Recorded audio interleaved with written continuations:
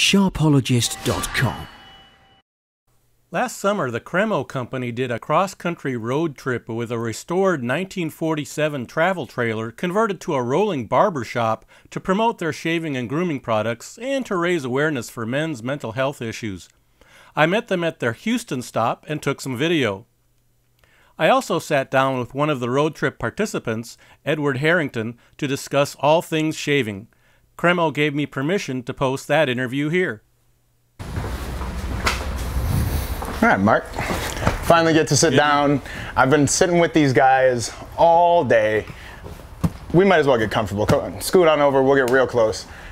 Kind of like I shave, which I've been meeting all these people with these giant beards all day. You're the one I really need to talk to. Oh, okay.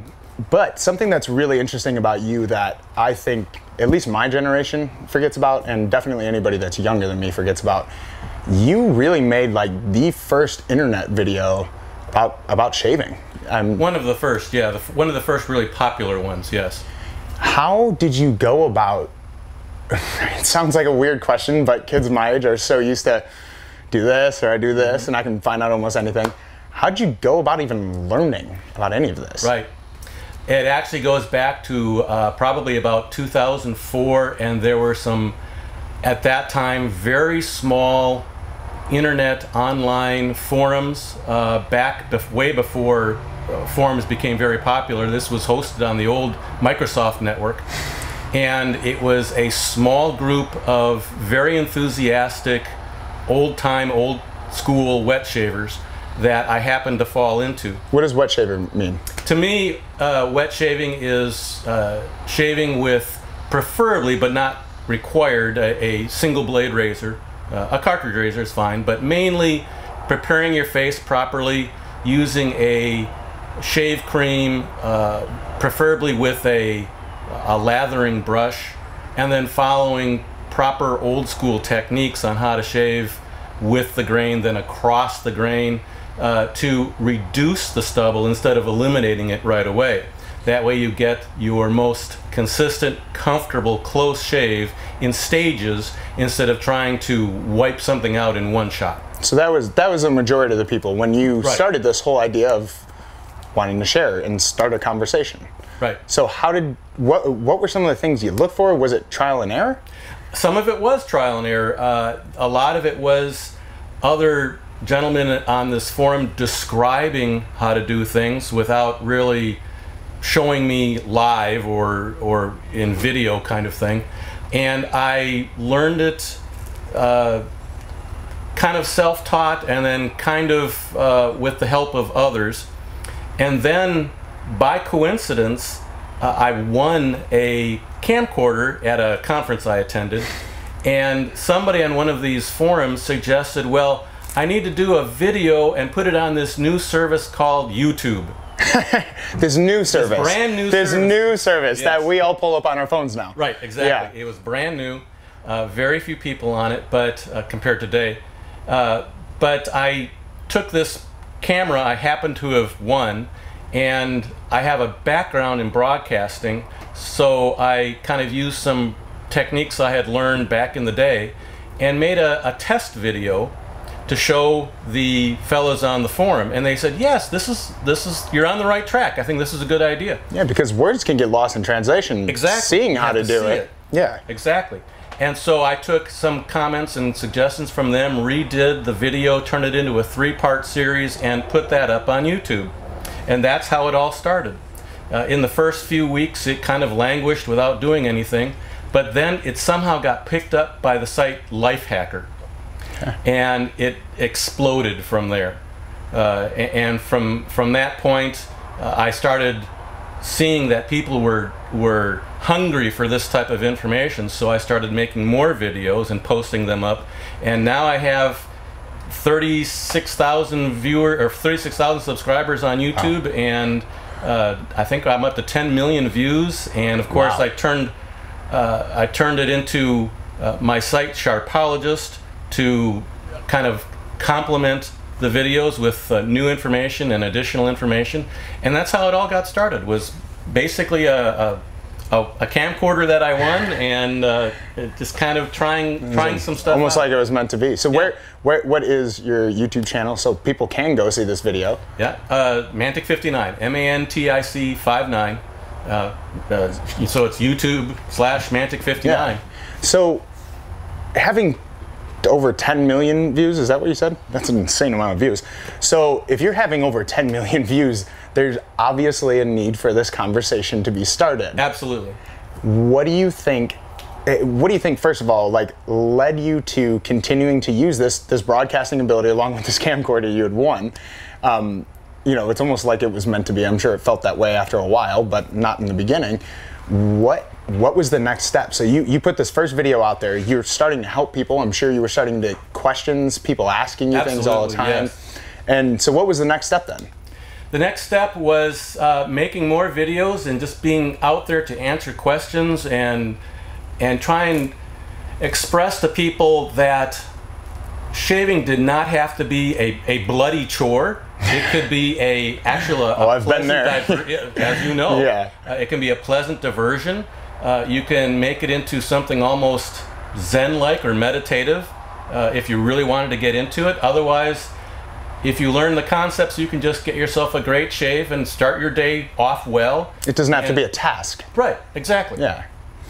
Well, that's awesome. So how did you, I mean, obviously we're here with Cremo, and Cremo's a great product, but how did someone that's as well-knowledged as you and someone that now has a platform for it, so obviously when it comes to bringing things on your platform, you're going to be a little more picky. You're not just going to throw things out there because you know people are listening to you at this point. Right. You know whatever you say that people are going to take it and run with it. So how did you come across Cremo and make sure it was a quality that you could actually put out there and be confident behind and feel comfortable putting out there to your newly found followers? Absolutely. Actually, it was still in the days of that small Microsoft Network forum when another person who happened to be a very important broadcaster did some work with the Today Show on NBC and started his own shaving blog back in the day when blogs were before they knew what blogs were. Exactly. Yeah. He had come across Cremo Cream and was really enthusiastic about it, and even said that you could lather it with a shave brush after a fashion, and it would even work better. So I happened to get some Cremo Cream after that. Where'd you pick it up? I think at that time, the first one I got mail order. Okay. And picked it up, and by golly, it was pretty good stuff. And nowadays, of course, we can find Cremo in a lot of mass marketplaces. Yeah. I mean, the shaving cream is now #1 selling on Amazon. It just won GQ's award for best shaving cream. Absolutely, and you can get it at CVS, Walgreens, Walmart. You know, all Rite Aid, Target. Yeah. All these you know, mass market sources for a really good product that is very helpful to a lot of people. So you really just saw, so now you see it's working. What, you know, because all of the people at Cremo, we actually, there is somebody on, you know, the Cremo board, Justin, who he knows a lot about beards. He knows a lot about beard care. He knows a lot about shaving too, even though he does have a great beard. He's a huge fan of yours. What do you think really drew your following in? What do you think really connected with them? I think two kind of things went hand in hand. One is, on the videos, I tried to make it a little entertaining, but still provide some good, solid information. And then I think another part of it was just the passion and excitement that I had and still have for the shaving process that people saw as something hopefully authentic. You know, that I really enjoyed doing this, and maybe they should try it too. Yeah, no, that's incredible. How many of these people, after a while, you know, like I'll just say from my personal experience, one of my biggest problems, I would get ingrowns all the time. Drove me nuts to the point where I became really self-conscious of it. And as a man, I'm not gonna go wearing makeup. It's just, it is what it is. It's a problem now. And it would really frustrate me on a personal level to the point where, like, it does kind of start to affect the way you kind of look at yourself and kind of the way you feel, leading to, like, sometimes the way you mentally are thinking of yourself changing. Absolutely. So what do you think led to you being able to actually help these people? Wow, that's a really good question. I'm not honestly sure it was something conscious on my part. I was just a resource people knew of and could come to and trusted, and say something like, hey, I've got troubles on my neck, which is actually very common. Yeah. Or, hey, I get these ingrown hairs, what can I do about it? Or how do I just get a better shave, a more comfortable shave? Yeah. And I was there. Yeah. It's kind of weird to say, but you cared. I cared. I mean, at the end of the day, you cared about these people. Absolutely. You cared, and I mean, I know it sounds weird to say, but you cared about a shave, which, I mean, we're not going across the country because people need to shave. We're going across the country because it can affect your mental health. Oh, absolutely. And especially for men that are shaving and not able to, you know, like, it doesn't look this way now, but I was really having a problem with ingrown hairs, and it was starting to affect my mental health because it affects my confidence, it affects who I wanted to talk to, and I'm clearly not shy. Absolutely. So you were able to connect with these people and really build this level of trust. One thing that I've noticed when I started using Cremo, and I actually didn't start using it until I worked with the company. I all of a sudden within, actually probably by the second shave, had pretty much cleared up all of my skin. But I noticed that the first time I put it on, I was honestly really, I don't know, I was kind of curious to see what would happen. It didn't look like the other shaving creams. Right. Why? I think it's partly what people expect from watching the mass media. They see a television commercial with this can of goo spurting out foam, and they see this male model, no offense meant, no, it's okay, taking giant swipes at their face, and it's absolutely glass smooth afterward, and people have come to assume that's what it's supposed to be. They have kind of lost the history of fathers teaching sons how to groom themselves, or as kind of you understand, you know, barbershops like where we are here, where the old school barber would teach a new client how to do things, you know, and that had largely disappeared for probably about 2 decades, until the advent of online videos and kind of the changing of the way people think about the way they look, and not just in a way of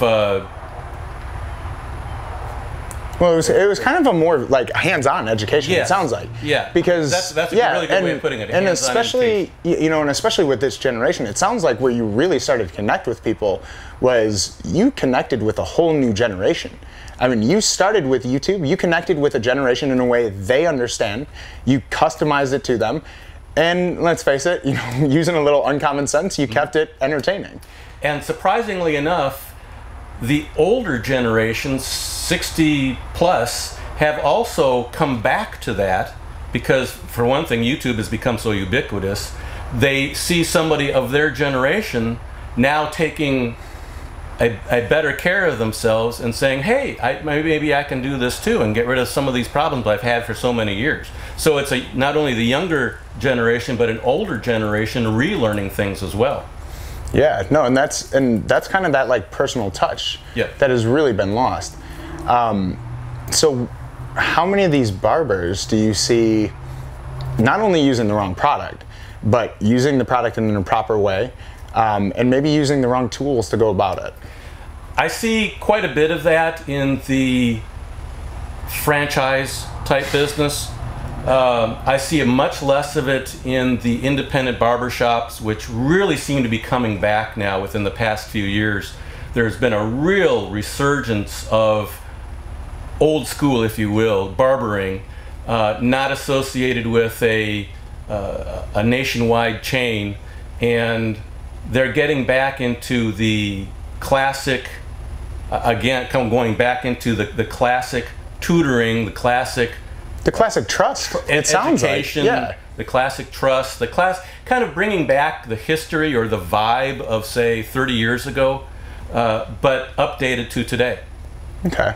So what are some of these classic touches, if you want to call it that, but I really think it's your personal touch. So what are some of these touches you can, somebody like me who maybe doesn't know much about shaving, I've been using one of those 5-bladed razors forever. Don't get me wrong, I've had an amazing shave cream and cremo, which has made it a lot easier. Yeah. But what are some of these classic touches, classic differences that really the end result is different? Sure. I think some of the major things to keep in mind is, don't think of it as you shave, don't think of it as removing hair, but reducing hair. So you want to reduce the hair in stages in the most comfortable way possible, and then as you're reducing in stages, it gets closer and closer to the level of smoothness you're looking for. So for example, really no matter what kind of products you use, you want to initially shave with the grain of the beard, the direction. Which is the age-old question that everybody wants to ask, and I've Googled a million times. Right. And then, and we can talk about that, and then relathering and shaving across the grain, and then maybe, depending on the result you want to get, relathering again and then going against the grain.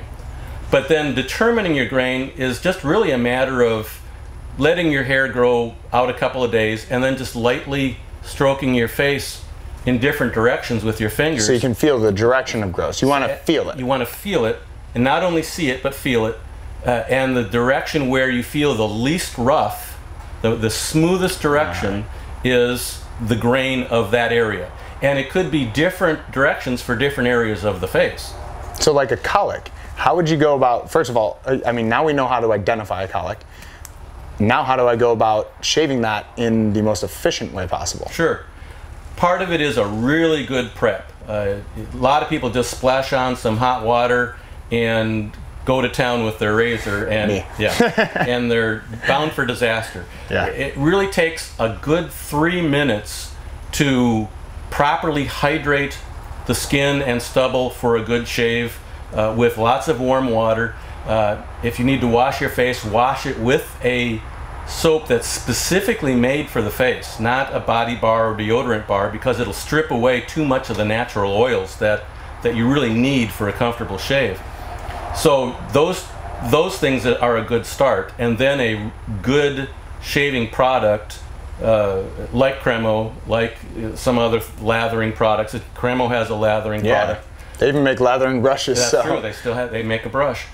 And then again, shaving with the idea of you're reducing versus eliminating, and trying to take it all off at once, which is something I've been guilty of for years. Exactly.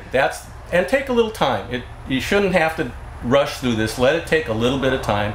Let it take 10 minutes. Let it take 15 minutes to do it properly, so you are ready for the day and look good at the same time. Yeah, because it can also, like you said, it doesn't have to be this miserable, like, I'm just going to slice up my face now. Awesome, this is going to burn the rest of the day. You're absolutely right, yeah. Yeah, you can actually turn it into a fun, enjoyable process. Absolutely.